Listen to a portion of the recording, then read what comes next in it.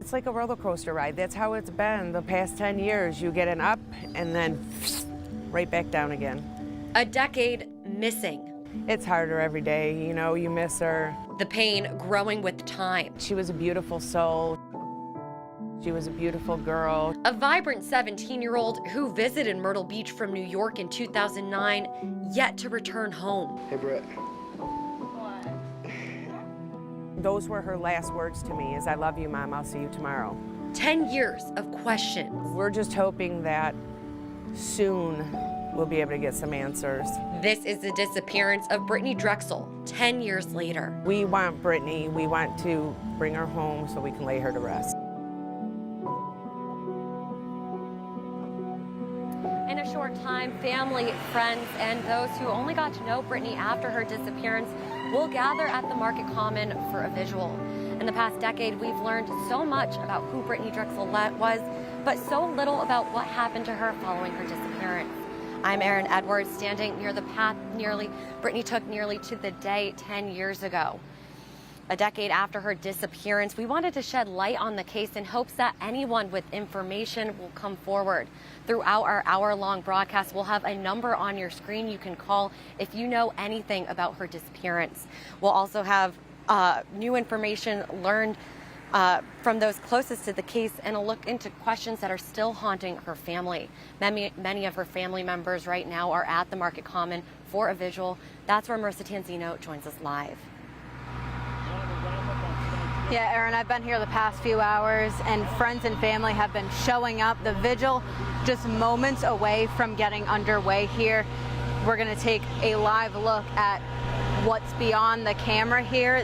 That truck you see is a big screen which can show pictures, and we're expecting a video later.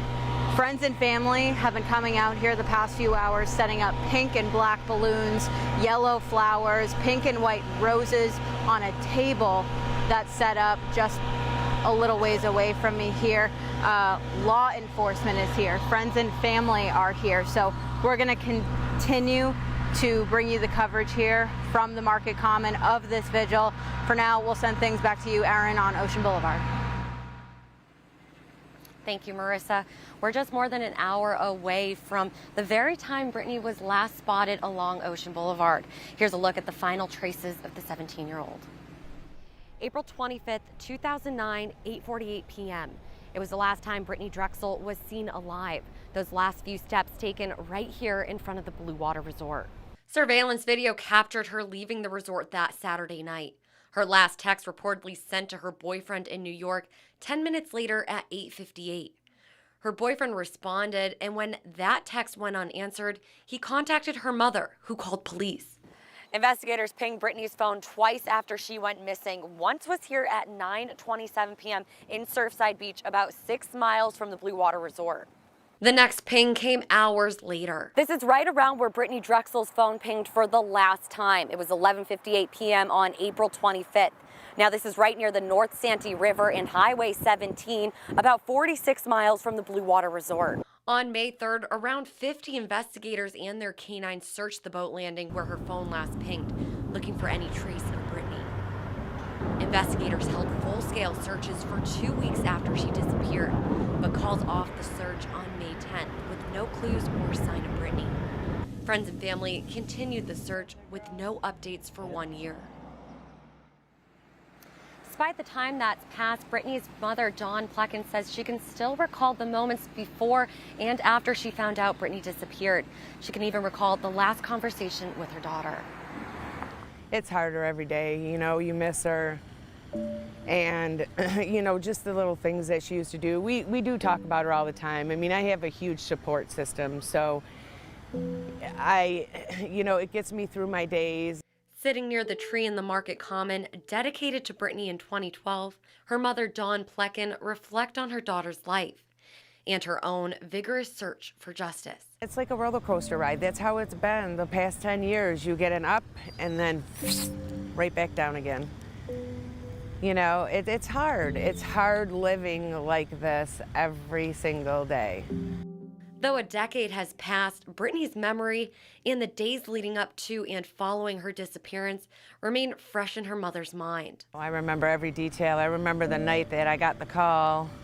I remember the day traveling, my phone blowing up. I couldn't even answer it. It was awful. Plecken traveled to Myrtle Beach from New York after a phone call from Brittaney's boyfriend.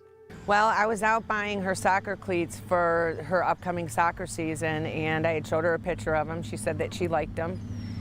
And I asked her what she was doing, and she said, I'm at the beach. Well, it was 80 degrees in Rochester, so I thought that she was in Rochester.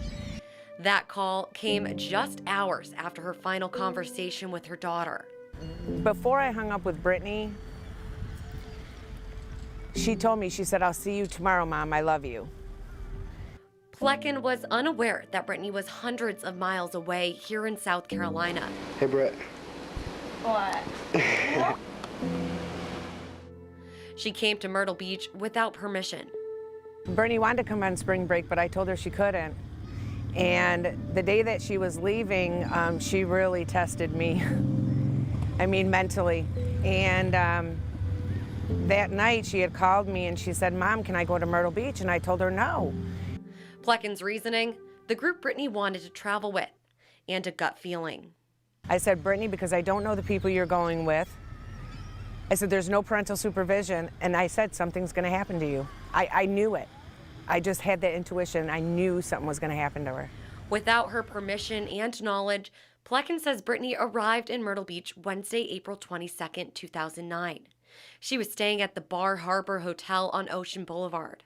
In the 60 hours before she disappeared, Brittanee was spotted in popular tourist areas. We believe that she was seen at Club Kryptonite. She was at Broadway at the beach. We know she was at the beach here. She was seen playing volleyball, laying on the beach, and also at a couple of the hotels. On April 25th, the final images of Brittanee were captured as she left the Blue Water Resort around 8 o'clock that night. Well, we know that she was abducted.